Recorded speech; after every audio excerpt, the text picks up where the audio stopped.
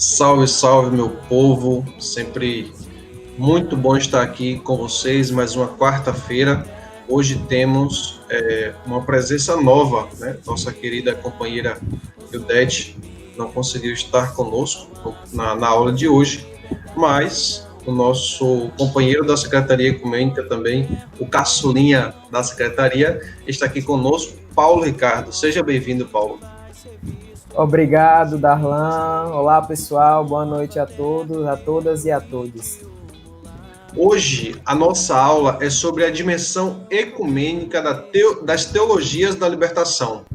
E sempre começamos por uma poesia, e hoje nós vamos lembrar algumas citações importantes das igrejas cristãs.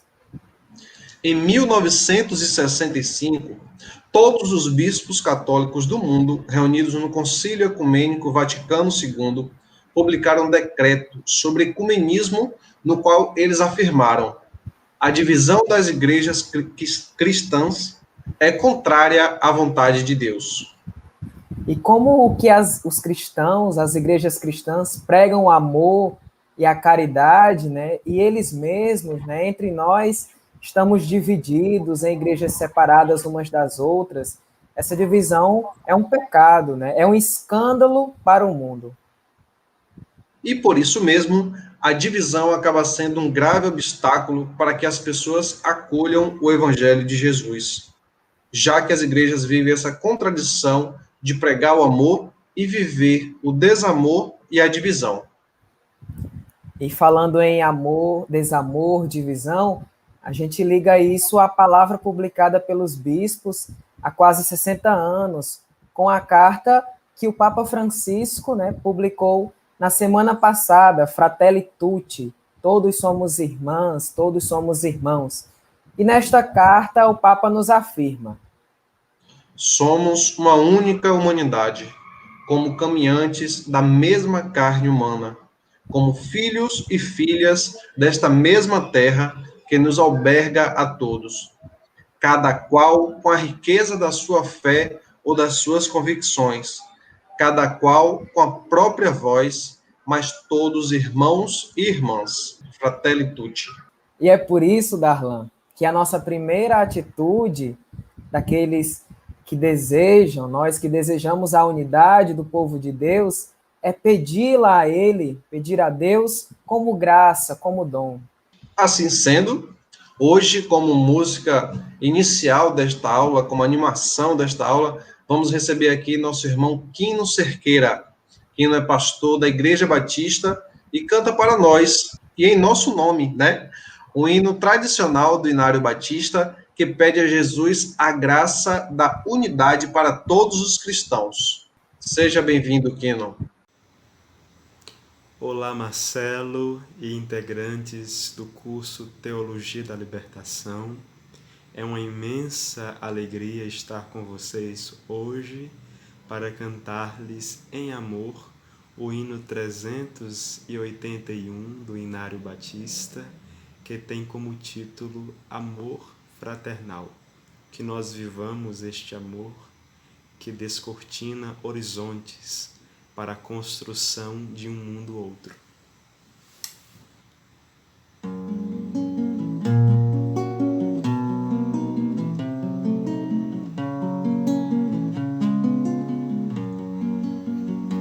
Jesus, pastor amado, contempla-nos aqui, concede que sejamos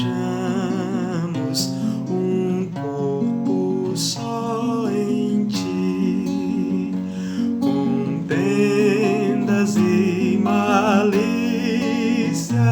que longe de nós vão, nenhum desgosto impeça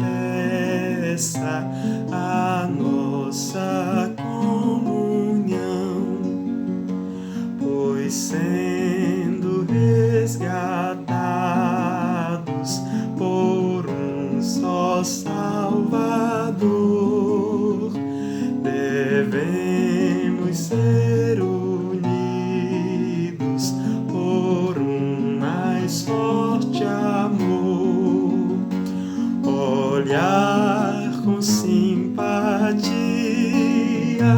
os erros de um irmão e todos ajudá-lo com branda compaixão. Jesus suave e meigo, ensina-nos a amar, e como tu sejamos também no perdoar. A quanto carecemos de auxílio do Senhor, unidos supliquemos a Deus por esse amor. Se tua igreja toda andar em santa união, então será bendito o nome de cristão. Assim o que pediste em nós se cumprirá, e todo mundo inteiro a te conhecerá. Amém. Muitíssimo obrigado ao nosso querido pastor Quino por este hino belíssimo. E vamos então para a nossa aula de hoje. E claro, para a nossa aula de hoje, vamos chamar nosso irmão Marcelo Barros, para aprofundar conosco a dimensão ecumênica da nossa fé e das teologias da libertação. Seja muito bem-vindo em mais uma aula, Marcelo. Obrigado, Paulinho. Dimensão ecumênica das teologias da libertação. Eu espero que vocês todos, que nós estamos neste curso já há 13 aulas, nem precisem de uma explicação o que é dimensão ecumênica. A palavra ecumênica tem a mesma raiz da palavra ecológica, da palavra econômica. Oikos é casa. A gente agora tem encíclica do Papa Francisco, Laudato Si, sobre o cuidado com a casa comum. Então, a dimensão ecumênica é essa dimensão da casa comum, de que todo mundo, todo o universo é um só e nós todos somos cidadãos, cidadãs, habitantes e habitantes da Terra. E somos irmãos e irmãs, como os irmãos agora leram para nós este texto da carta do Papa. Todos somos irmãos e irmãs. Eu lamentei até com minha irmã e amiga querida, Romy, que eu não tinha conseguido reunir textos do Conselho Mundial de Igrejas. Agora, nessa pandemia, toda a minha biblioteca ficou na chácara de Ricardo, meu irmão, com quem eu morava, e aqui no apartamento pequeno que eu tenho com a minha irmã, eu não tinha nenhum daqueles documentos, senão a gente teria visto mais documentos de outras denominações cristãs, mas isso não tem tanta importância. Se a fé judaico-cristã é e deve ser ecumênica, quer dizer, deve olhar todo o universo, todos os irmãos e irmãs como irmãos, é claro que toda teologia que queira ser fiel a isso tem também que manter essa característica. Então, a aula de hoje é a dimensão ecumênica da fé e dimensão ecumênica das teologias da libertação. Vocês sabem que desde o começo do século XX, portanto, há 100 anos, quando se fala em ecumenismo e ecumênico, logo se entende o movimento pela unidade das igrejas cristãs. Assim, oficialmente, a Igreja Católica e o Conselho Mundial de Igrejas continuam distinguindo o ecumenismo, caminho para a unidade cristã, do diálogo interreligioso, quer dizer, a relação entre religiões diferentes, e intercultural, entre culturas diferentes. Se aqui estão vendo agora, nesta aula, pessoas que têm costume de ter cursos comigo, e vários aqui já tiveram, provavelmente se lembram que eu tenho muito comumente uma prática. Eu gosto de perguntar aos alunos no curso de que religião você é. E é muito engraçado, porque aí a maioria responde: eu sou católico. E quando tem um outro de outra igreja, diz: eu sou batista, eu sou luterano, eu sou anglicano. Eu disse: olha, gente, se for para aula de teologia, eu coloco 0 em vocês todos. Não tem ninguém aqui que ganha nem 5. Porque onde é que no mundo você já ouviu falar que católico é uma religião? Qual é a sua religião? Católico. Olha, não existe uma religião chamada católica. Existe uma religião chamada cristã. E uma igreja da religião cristã que se chama católica. Não existe uma religião batista, pentecostal, metodista. É igreja metodista, batista, da religião cristã. O que é que acontece quando você não entende isso? O que é que acontece quando a gente pergunta qual é a sua religião e você diz que é católico? É que você aumenta a divisão. Se eu digo que a minha religião é cristã e eu sou católico, de igreja, você que é luterano, você que é episcopal, você que é batista, é da mesma religião minha. Portanto, nós somos de uma religião só, apenas de igrejas diferentes. Agora, se eu digo que eu sou de uma religião, você é de outra, então eu estou aumentando muito mais o fosso. Eu estou piorando a divisão.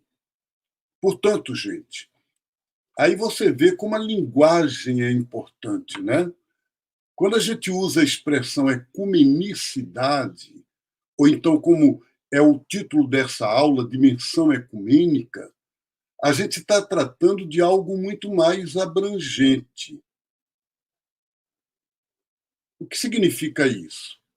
Que é algo mais amplo do que apenas a relação entre igrejas. O ecumenismo é a relação entre igrejas. Mas agora a gente está falando de uma coisa maior, que é, na minha própria fé, o modo de expressar a fé tem que ser aberta, ecumênico, amplo. O Papa João XXIII gostava de dizer que a gente pode dizer a mesma coisa na fé, de um modo que una ou de um modo que divida. Eu conheço pessoas que abriu a boca, divide. Por quê? Porque a maneira como fala é como se nós tivéssemos a verdade, o outro está no erro, e parece que escolhe linguagem que não é comum.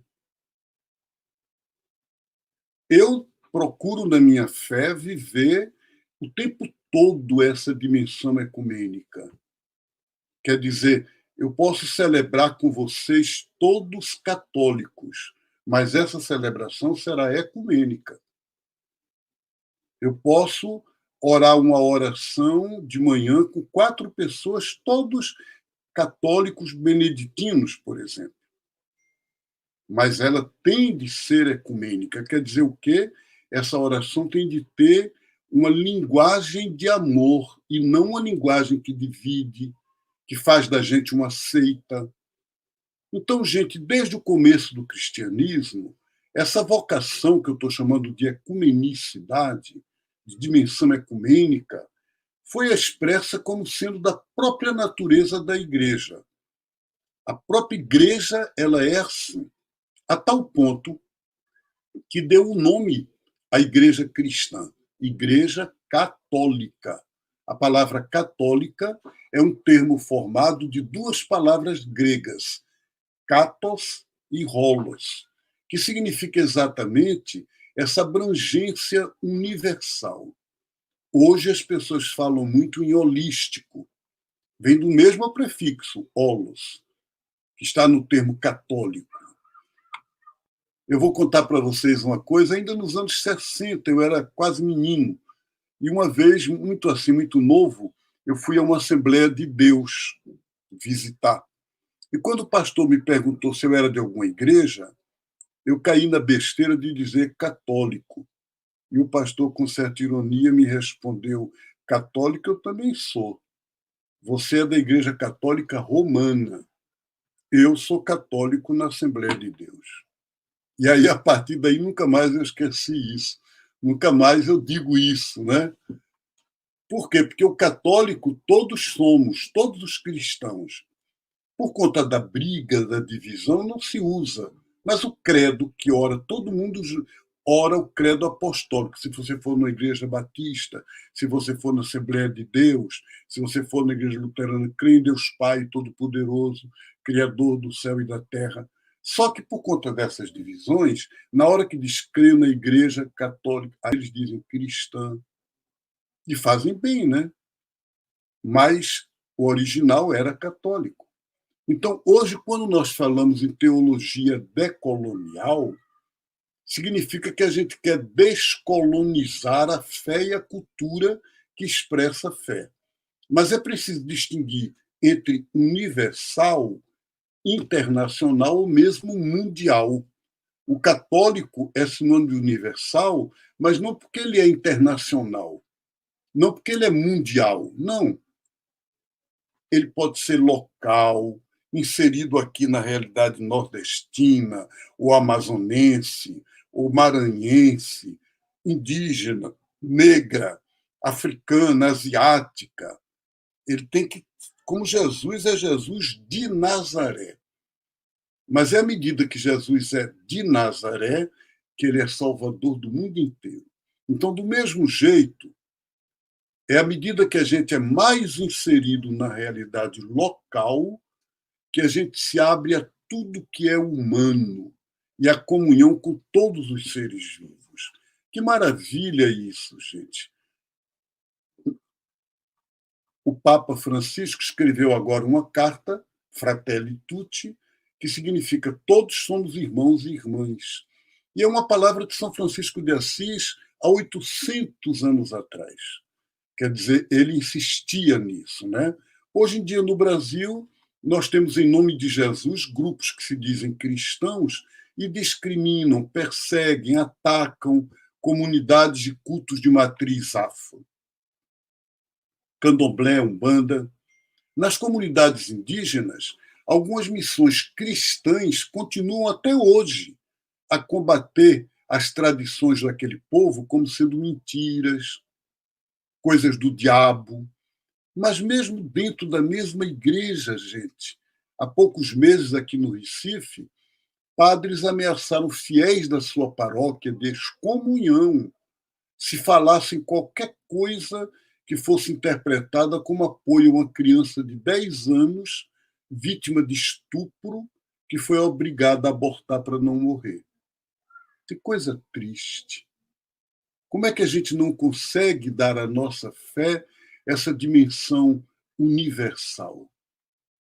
Claro, a gente sabe que, como fomos educados muitas vezes no dogmatismo, naquela rigidez fechada, aí é sectário, é o contrário do ecumênico. O ecumênico é o aberto a tudo, o sectário é fechado em si própria. Você acha que a sua igreja local, a sua paróquia, o grupo do qual você participa, é ecumênico ou é sectário? Ou é mais ecumênico ou é mais sectário? As pastorais sociais, elas têm de ser ecumênicas, porque a repressão aos lavradores sem terra, o fazendeiro, latifundiário, a madeireira, a mineradora, não pergunta por religião. A luta justa pela reforma agrária no campo, pela moradia nas cidades, pela igualdade entre homem e mulher, as outras lutas populares todas atingem pessoas das mais diferentes igrejas e religiões. Então, portanto, elas são ecumênicas pela própria natureza. A gente é que tem que reconhecer isso e aprender a expressar isso nessa dimensão ecumênica. Mas não é fácil. Eu sei que não é fácil a gente ir além do seu próprio mundo religioso para encontrar o outro. Tem que ter uma mística de amor, tem que ver como irmão e irmão o outro de outra igreja e outra religião. E vocês lembram, né, quando eu perguntei que religião você é, e eu disse, não pode dizer que é católico, você é cristão da Igreja Católica. Agora, o candomblé é outra religião. O judaísmo é outra religião. O budismo é outra religião. E nós todos somos irmãos do mesmo jeito. Então, nessa mística, é preciso partir de uma compreensão de fé que não aumente mais ainda a divisão já existente. Não alimente divisões que nem existem, a gente cria. Então, é muito importante essas distinções, essas questões, né?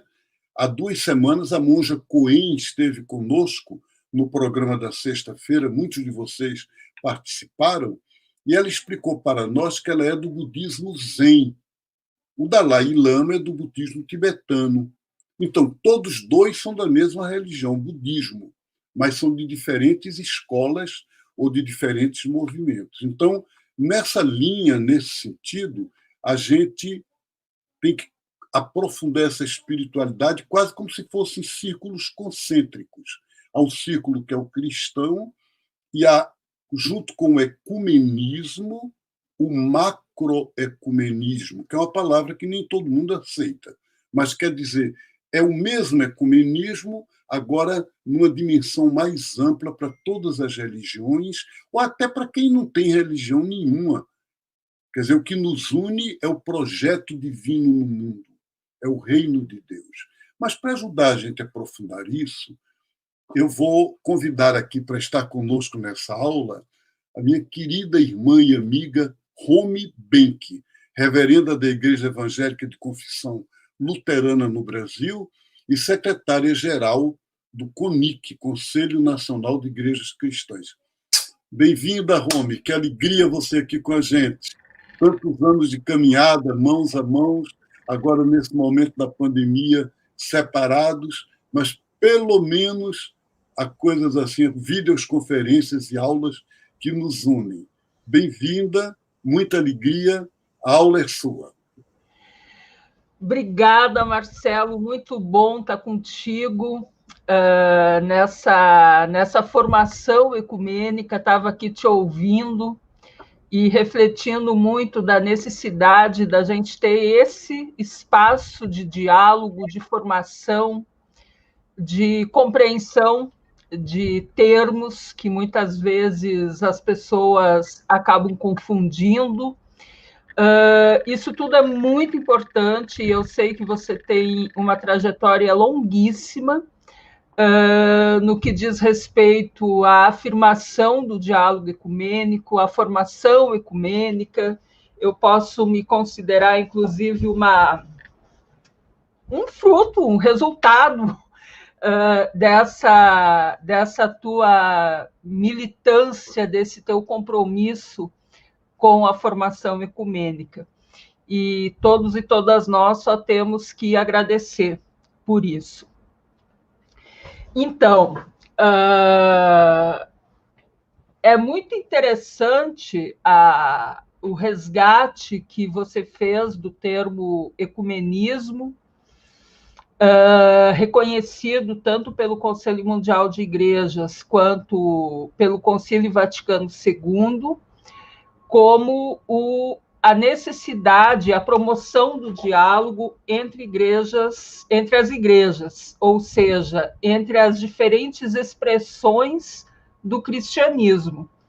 Como você disse, o cristianismo ele tem expressões diferentes que a gente pode chamar de confessionalidades, denominações.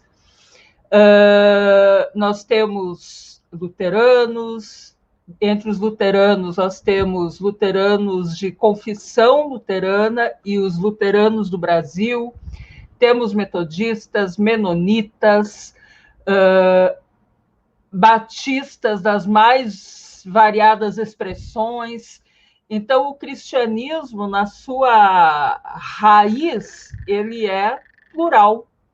Por isso também a palavra católico, no sentido da universalidade, porque o cristianismo, ao contrário do que a gente imagina, ele não nasceu com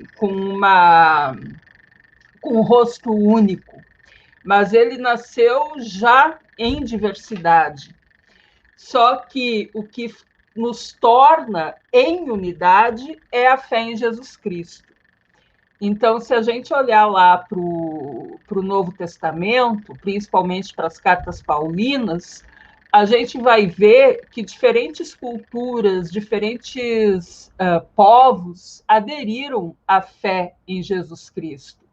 Então, nós tínhamos judeus que aderiram a essa fé ao reconhecer que Jesus era o Messias esperado, mas também tivemos o que eram chamados, na época, os povos gentios.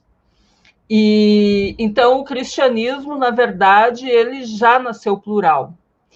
E o apóstolo Paulo sempre chamava a atenção que, embora alguns viessem do judaísmo e outros viessem das culturas gentílicas, mas todos eram um em Cristo Jesus. Por quê? Porque o que os unia era a fé em Jesus Cristo.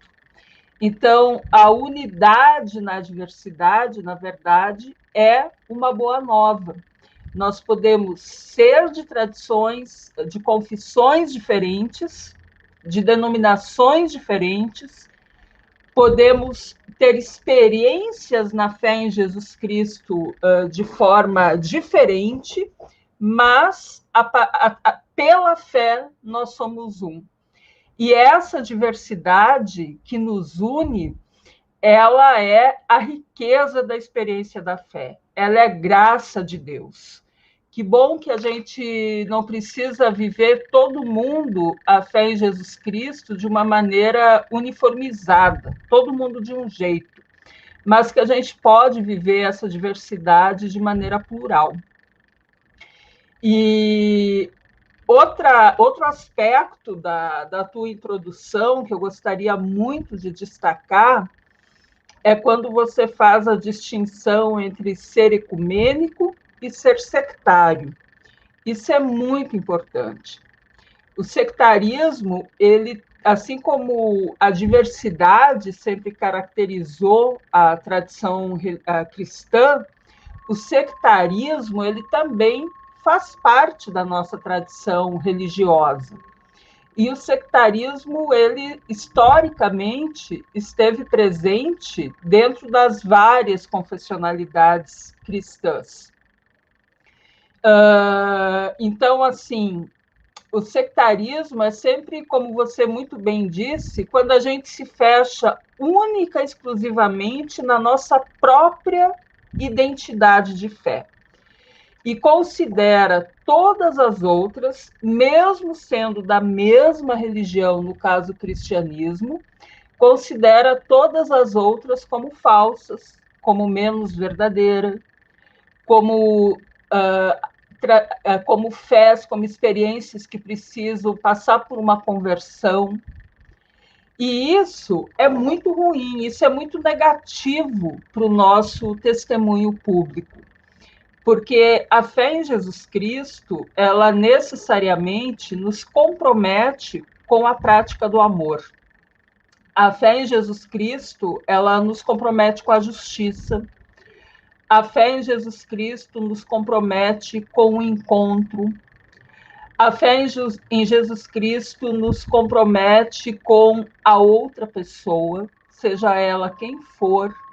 Por isso nós temos tantas histórias contadas por Jesus em que ele fala do encontro entre diferentes pessoas, do samaritano que socorreu de uma cultura diferente que tinha sido assaltado e estava ferido no meio do caminho. Então, essa prática da compaixão, essa prática da empatia, ela é uma exigência da fé em Jesus Cristo. E toda forma de sectarismo, toda forma do que hoje a gente costuma chamar de fundamentalismo, de intolerância, de exclusivismo, tudo isso é um testemunho contrário à fé em Jesus Cristo. O ecumenismo, ele é a boa nova anunciada por Jesus. Jesus viveu num mundo, lá na Palestina, que não era um mundo formado por um único povo, por uma única tradição. A Palestina de Jesus, da época de Jesus, ela também era plural em termos de cultura, em termos de presença de diferentes religiões. A Palestina, naquela época, era dominada pelo Império Romano. Então, era uma Palestina muito marcada pela diversidade de povos, pela diversidade de cultura, pelo conflito entre religião, política e economia. E Jesus viveu nesse contexto. E, como uma pessoa do seu tempo, como uma liderança importante que Jesus se tornou no contexto daquela época, e uma liderança importante entre o povo judeu, porque Jesus ele era judeu, ele foi educado no judaísmo. Então, toda a prática, todo o discurso, toda a profecia realizada por Jesus era sempre uma profecia do quê? De justiça social, de diálogo, de respeito às diferentes culturas. É por isso que quando Jesus dialoga com a samaritana à beira do poço, depois dessa conversa longa que os dois tiveram, Jesus vai convive alguns dias entre os samaritanos. Então, olha só que testemunho bonito de diálogo que Jesus nos deixa, um testemunho de convivência. Esse é o grande milagre dessa história. E nessa experiência de convivência entre Jesus, que era judeu, e os samaritanos, que tinham uma forma diferente de crer em Deus, os samaritanos não deixaram de ser samaritanos, mas eles compreenderam que era possível que samaritanos e judeus convivessem, compartilhassem momentos de vida, dividissem a casa, dividissem o alimento, dividissem a experiência da fé em Deus. Essa é uma experiência bonita e Jesus ensinou, olha, eu sou judeu, mas eu posso conviver com vocês, samaritanos. A gente pode viver junto, a gente não precisa ficar brigando para dizer quem crê no Deus verdadeiro, porque nós cremos em Deus. E é essa experiência de Jesus que nós precisamos trazer de volta para esse século XXI, que é tão caracterizado pelas intolerâncias, que tem sido tão caracterizado pelos exclusivismos confessionais, porque, na verdade, em alguns momentos, parece que a gente está retrocedendo.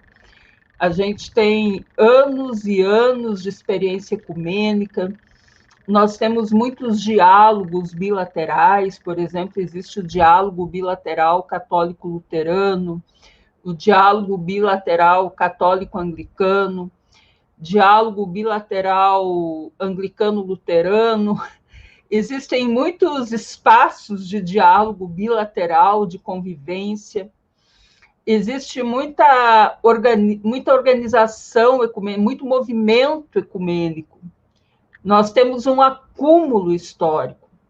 mas a gente ainda não conseguiu assumir a experiência do diálogo na nossa prática diária de fé.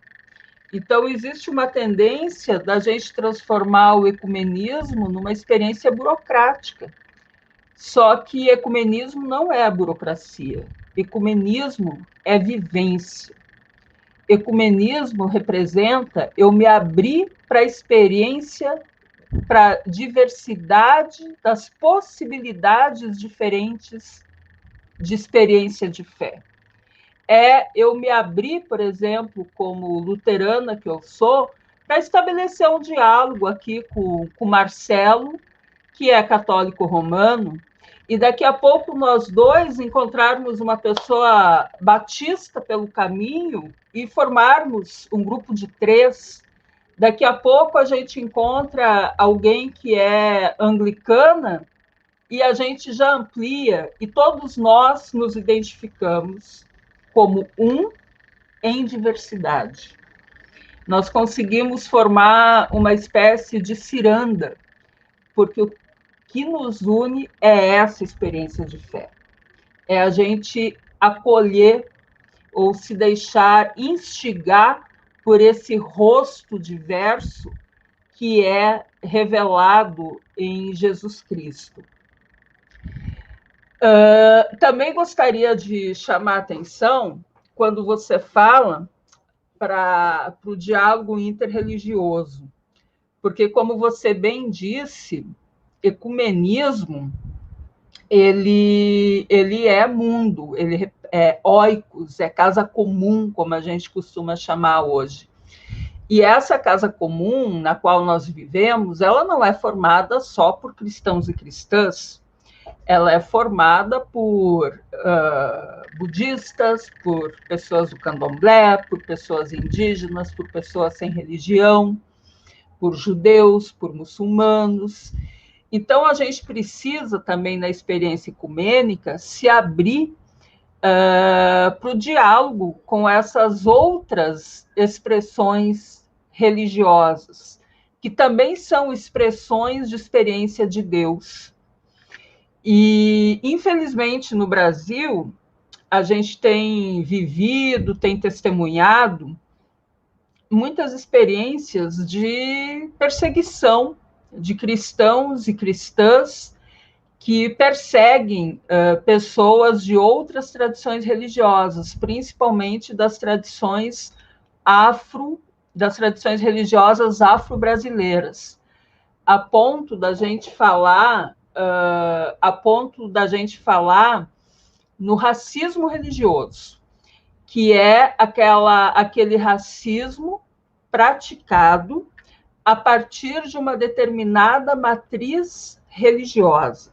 Nesse caso, a matriz religiosa cristã, que compreende que o candomblé, que as pessoas que praticam a fé nos orixás e vivem essa fé no seu dia a dia, estariam crendo em deuses falsos. Isso é o racismo religioso, porque tem ali uma intolerância em relação à pertença racial e cultural dessa tradição religiosa.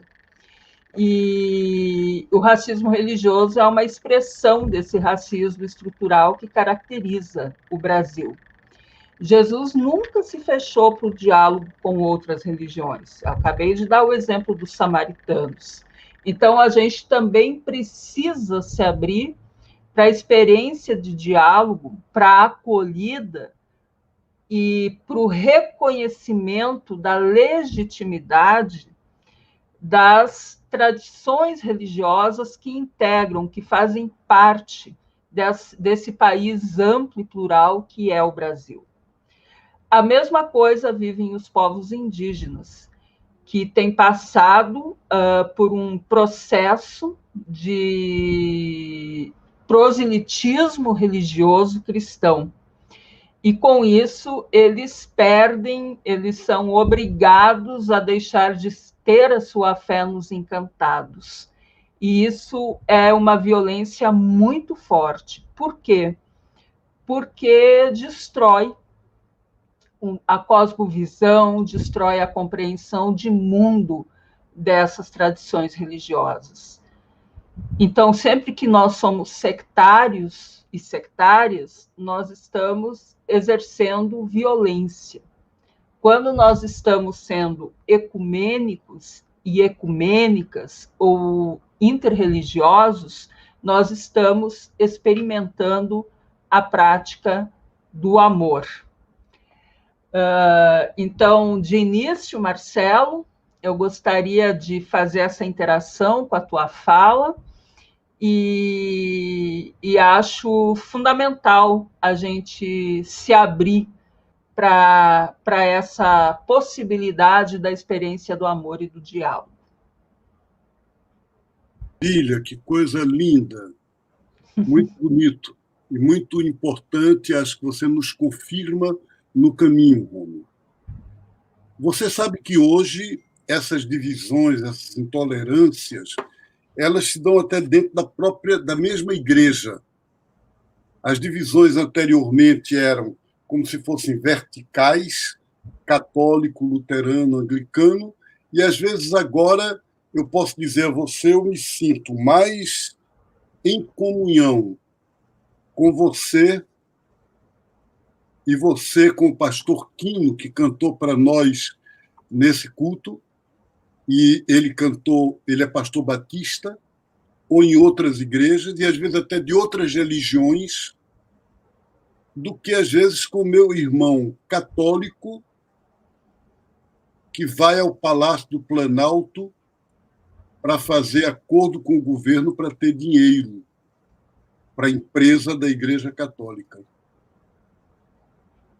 Então, essa divisão que se dá desta maneira, que já não é mais nem divisão institucional de igrejas, mas é uma divisão que é pior quase, é mais dura, é mais dolorosa, porque na interpretação da fé, alguns usam a fé para fins que não são da fé. Uhum. Não é verdade? Então, agora, você está coordenando, como secretária do CONIC, um trabalho maravilhoso e, neste momento atual, ele parece que está centrado na preparação da campanha da Fraternidade Ecumênica de 2021. Explica para nós um pouquinho como é isso, o que é que vai ser essa campanha da Fraternidade Ecumênica. O pessoal todo ano tem campanha da Fraternidade, mas a gente sabe que teve aí já umas 2 ou 3 e depois parece que parou. Então, como é que é isso? Então, a campanha da Fraternidade Ecumênica, na verdade, é a experiência da campanha da Fraternidade, que todos os anos é realizada pela CNBB, ou pela Igreja Católica Romana, via CNBB, e desde o ano 2000 a gente tem a experiência da campanha da Fraternidade Ecumênica, que é como que uma grande experiência ecumênica de evangelização. Ou seja, evangelização no sentido de não querer tornar todos os brasileiros e brasileiras cristãos e cristãs, mas evangelização no sentido da promoção da justiça, da denúncia das desigualdades, da possibilidade da gente, como igrejas, assumir determinados compromissos conjuntos para a promoção do bem comum. Então, para o ano que vem, a gente vai realizar uma nova campanha da Fraternidade Ecumênica, que vai ter como título Fraternidade e Diálogo, Compromisso de Amor, que tem muita relação com o que a gente está conversando aqui. E a gente tem como lema bíblico o capítulo 2, versículo 14, do texto de Efésios, que diz assim: Cristo é a nossa paz, destruiu o muro da separação e fez uma unidade. Então, é uma campanha, a campanha do ano que vem, eu tenho refletido muito ela é uma campanha pedagógica para dentro das nossas próprias igrejas. Porque, além da gente afirmar que a fé em Jesus Cristo não autoriza sectarismos e violências, a gente também quer afirmar que, dentro das nossas próprias denominações, das nossas próprias confessionalidades, a gente pode ser diferente, a gente pode pensar diferente, mas o pensar diferente não significa ter que entrar em confronto. A afirmação do diálogo é o principal objetivo dessa campanha. Da mesma forma que ela também quer denunciar essa instrumentalização da fé em Jesus Cristo para justificar e legitimar a cultura do ódio. Por exemplo, não tem como a gente defender o armamento da sociedade, defender que as pessoas andam armadas e ser cristã. Não tem como a gente defender isso, porque a fé em Jesus Cristo necessariamente nos compromete com uma cultura de paz. Então, violência e fé em Jesus Cristo são duas coisas que não combinam. Assim como não combina com a fé em Jesus Cristo eu dizer que a pessoa que pensa diferente de mim tem que ser agredida, tem que ser desqualificada nas redes sociais, mas a prática da escuta, a prática do diálogo como experiências que brotam da fé em Jesus Cristo. Então, a gente tem muita expectativa em relação a essa campanha. A última encíclica do Papa Francisco, que já foi citada aqui, né? Somos todos irmãos e irmãs, ela vem para amplificar, eu acho, o que essa campanha pretende falar o ano que vem. Ela só contribui positivamente com a campanha, o que é uma grande coincidência, porque na campanha anterior, Desafios da Casa Comum, a gente teve a boa novidade da Laudato Si. E agora, nessa campanha ecumênica, a gente tem essa boa novidade, que a gente acolhe com todo o coração, Somos Todos Irmãos e Irmãs. Então, para ver como a gente está em sintonia com o nosso querido Papa Francisco. Que beleza, Rony. Acho uma coisa muito importante. O Papa está em sintonia com você e com vocês, todos, todas do movimento ecumênico. Na encíclica Todos Irmãos, ele cita o pastor Martin Luther King, ele cita imã árabe, ele cita o Gandhi, indiano, ele cita pelo menos pessoas de 4 ou 5 religiões diferentes, né? Para não dizer que citou o Vinícius de Moraes, que é capitão do mato, e na mesma música que o Papa citou, ele pede a bênção à mãe Nininha de Gantuá. Então, portanto, estamos todos juntos mesmo. Agora, a gente está chegando no final da nossa aula, e é sempre na linha do ver, julgar e agir, aí fica a questão de pistas para como é que a gente pode viver mais essa caminhada ecumênica. Esse pessoal todo que está nos escutando, a mim e a você, o que você poderia propor para a gente fazer? Olha, eu gosto sempre de afirmar que a caminhada ecumênica é uma resposta ao batismo, que é o batismo que nos torna um com os outros, umas com as outras. Então, quando nada mais coerente com o compromisso batismal do que a experiência ecumênica. O versículo 3, 28 do livro de Gálatas é uma antiga bênção batismal. Em Cristo Jesus, não há judeus nem gregos, nem escravos nem livres, nem homens nem mulheres. Todos somos um pela fé em Jesus Cristo. E mesmo que a gente seja batizado, um na Igreja Católica Romana, outro na Luterana, outro na Metodista, outro na Assembleia de Deus, mas o batismo é de Jesus Cristo. Então, é o batismo que nos autoriza, que nos compele, que nos desafia para nos abrirmos à experiência do diálogo e à experiência ecumênica. Então, eu sugeriria, vamos todos ser coerentes e firmes com o nosso batismo. Que beleza. Muito obrigado.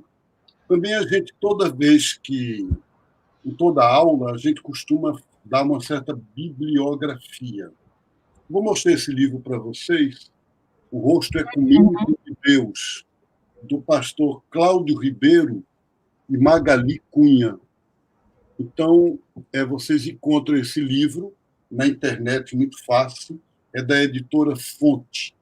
É um livro evangélico, justamente, quer dizer, evangélico no sentido de que organizado por irmãos evangélicos, mas muito ecumênico e muito bom.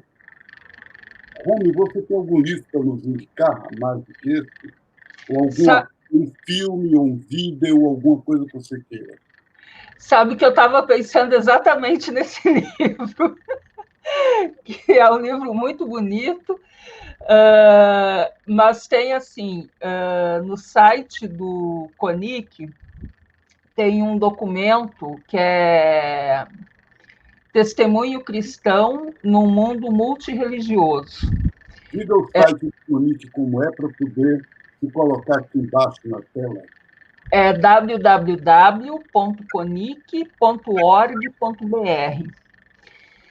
E esse documento é um documento importante porque é a primeira vez que 3 grandes, vamos dizer assim, expressões de famílias confessionais assumem um documento conjunto, que é o Pontifício Conselho para a Unidade, o Conselho Mundial de Igrejas e a Aliança Evangélica Mundial. Então, esses 3 grandes organismos elaboram em conjunto esse documento sobre um testemunho cristão num mundo multirreligioso. Eu acho que, para a atualidade, esse texto é muito pertinente para a gente ler, para a gente estudar, para a gente refletir sobre o que esse texto também traz para a nossa realidade atual, no contexto brasileiro. E aí tem, sim, muitos filmes no YouTube. Agora, na campanha da Fraternidade Ecumênica, a gente vai fazer uns videozinhos bem legais para falar sobre ecumenismo e diálogo. Então, eu vou dizer para todo mundo ficar atento, que são videozinhos que a gente quer fazer para distribuir por WhatsApp, por Facebook, coisa simplesinha, mas para as pessoas refletirem na experiência ecumênica. Que maravilha, Rony. Muito obrigado por essa aula maravilhosa. Eu passo a palavra ao Darlan e ao Paulo Ricardo, que vão resumir um pouquinho o que eles acharam mais importante da aula da gente, vão dar algumas informações e, no final, você vai nos dar a atenção. Paulo Ricardo do céu. Quando, nas outras semanas, né, eu sempre falo com o Dete, o desafio que fica para nós de fazer o resumo, o comentário dessas aulas, porque são verdadeiros bálsamos, né? São partilhas de vida, são aulas, então a gente passa muito do conhecimento, vai muito além do técnico, né? São partilhas de vida que são verdadeiros exemplos para nós. Que bom ter a oportunidade de aprender tanto, né, com pessoas que estão aí apontando o caminho para essas novas gerações e também para as atuais. Mas, Paulo, o que lhe chamou a atenção nessa aula? Nessas aulas, né? Foram 2 aulas, uma complementando a outra. Verdade, Darlan. Uma alegria imensa ouvir a pastora Rome, ela que é a primeira mulher eleita secretária-geral do CONIC, né, o Conselho Nacional das Igrejas Cristãs. E eu queria começar a lembrança a partir de um dos últimos pontos citados pela pastora Rome, que esse é ecumenismo é uma resposta ao nosso batismo.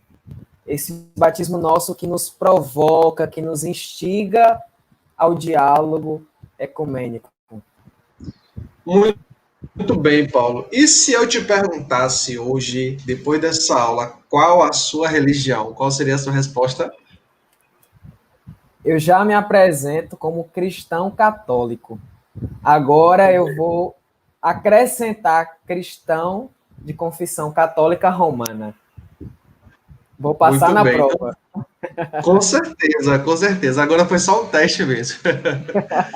Então, eu acho que é interessante não se tratar de nomenclatura, né? Não é título, não é status, mas do conhecer, do chão que a gente pisa, né? Desse ser cristão e de como muitas vezes a nossa própria igreja é muito dividida. E quando a gente se traz as religiões, eu achei muito interessante quando a pastora trazia a ideia do cristianismo enquanto universal, trazendo essa diversidade de igrejas, né? Trazendo essa diversidade de formas de falar de Cristo, formas de viver, como a gente costuma falar, né? De viver esse Cristo. Nós, da Teologia da Libertação, temos muito a prática de falar do Cristo encarnado, do Cristo em nós, do Cristo no outro, né? E a gente consegue perceber que quando a pastora Romy traz essa ideia dessa diversidade, é como se diz assim, a gente consegue enxergar, a gente consegue vivenciar essa igreja cristã, onde Cristo está como centro no meio do povo, Cristo está para o povo, Cristo está para sustentar, para animar, para movimentar nossa fé.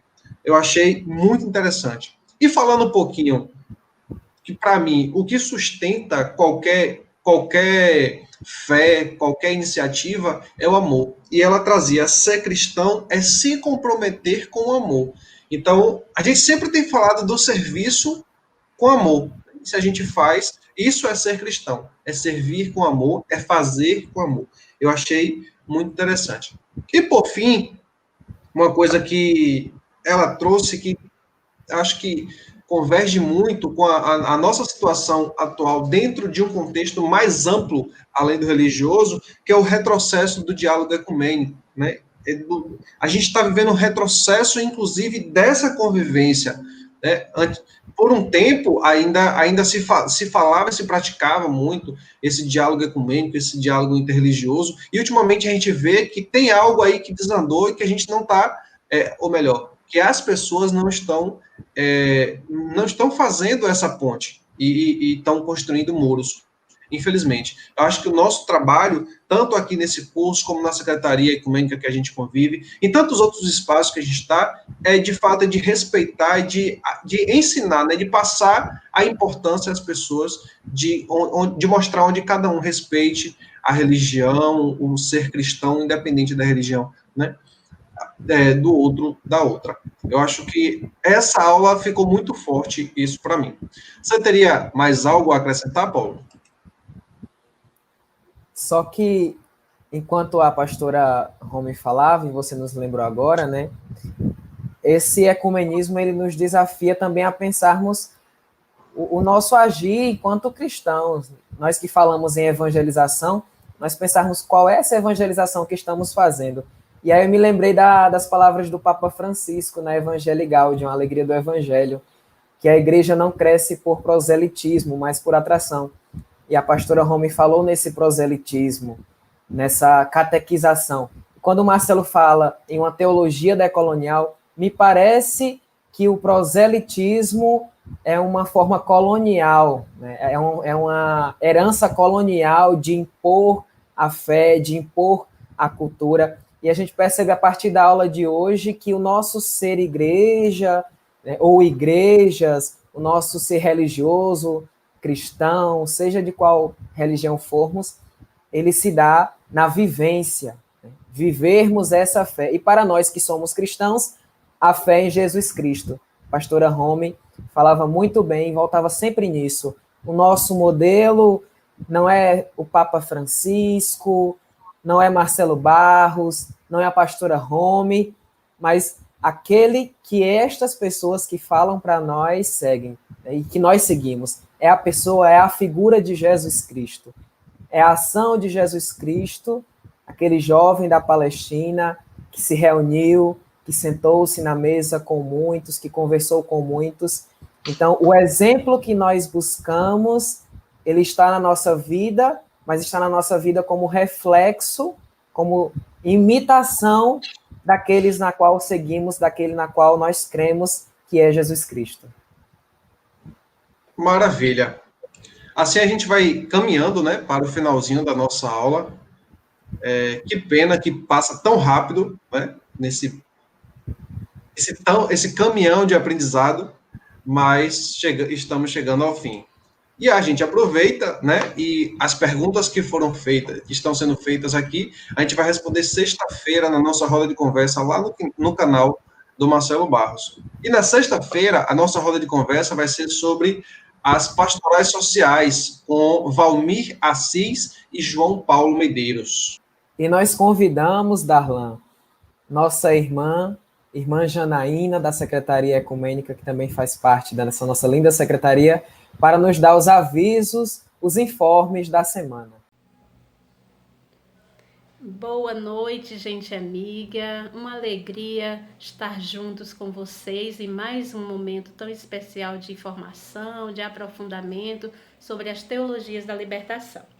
Então, nós estamos percebendo que algumas pessoas têm comentado a dificuldade em acessar o nosso curso lá na plataforma, né, do Esperançar.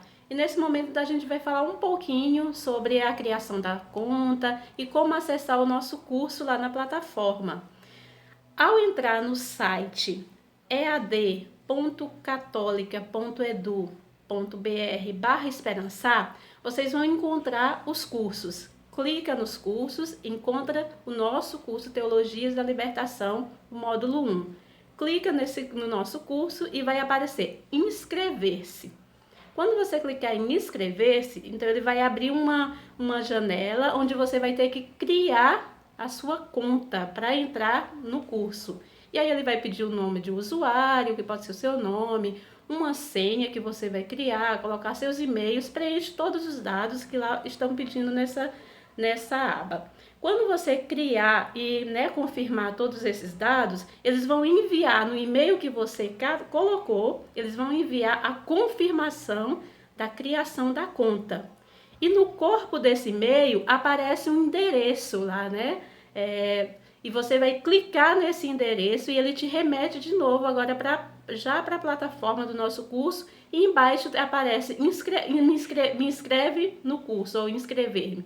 Você clica onde aparece, né, essa informação e você já está inscrito, foi confirmado sua nova conta, sua senha, e todas as vezes que você quiser entrar e acessar o nosso curso na plataforma, vai ser por essa senha, por o nome de usuário que você criou e a senha que você colocou. E assim você vai poder, então, navegar em todos os conteúdos que já estão postados, as aulas, os vídeos, material, tudo que tiver lá. A gente espera que esse momento que tenha ajudado vocês. Qualquer dúvida, a gente continua aqui, continue mandando aí no chat, a gente vai tentar responder. E é para que todos vocês possam nos acompanhar, tanto aqui na aula, como também lá na plataforma. Continuemos juntas, né, nessa caminhada de libertação e de aprofundamento. Muito bem. E para encerrar de vez a nossa aula de hoje, né, vamos estar aqui mais uma vez com os nossos professores, os nossos mestres, para a bênção final. Que alegria a gente receber a bênção de uma pastora, né? Nós todos sermos abençoados pela bênção da feminilidade, muito importante. Rômulo. Então, primeiro agradecer essa partilha generosa desse espaço, muito gostoso, muito agradável. É muito bom mesmo a gente poder estar junto, dialogando. Eu sempre gosto de estar com o querido Marcelo, conversando, aprendendo. E como bênção, eu gostaria de deixar a oração da campanha da Fraternidade Ecumênica do ano que vem. Ela foi, a inspiração inicial dessa oração foi do Padre Patrick, que é o que coordena a comissão da fraternidade, das campanhas da fraternidade da CNBB, mas depois cada pessoa integrante da comissão ecumênica deu um pitaco, e aí ela se transformou numa oração ecumênica. E ela diz assim: Deus da vida, da justiça e do amor, nós te bendizemos pelo dom da fraternidade e por concederes a graça de vivermos a comunhão. Ajuda-nos a testemunhar a beleza do diálogo como compromisso de amor, criando pontes que unem em vez de muros que separam e geram indiferença e ódio. Torna-nos pessoas sensíveis e disponíveis para servir a toda a humanidade, em especial as pessoas mais pobres e fragilizadas, a fim de que possamos testemunhar teu amor redentor e partilhar suas dores e angústias, suas alegrias e esperanças, caminhando pelas veredas da amorosidade, por Jesus Cristo, nossa paz, no Espírito Santo, sopro restaurador da vida. Amém. Amém. Que alegria. Amém. Axé. Axé. Axé. Beijo no coração, a gente agradece a todos e a todos que nos acompanharam. Pastora Romy, muito obrigado por sua presença no meio de nós, sinal vivo desse Cristo que está sempre conosco. Muito obrigado e até a próxima.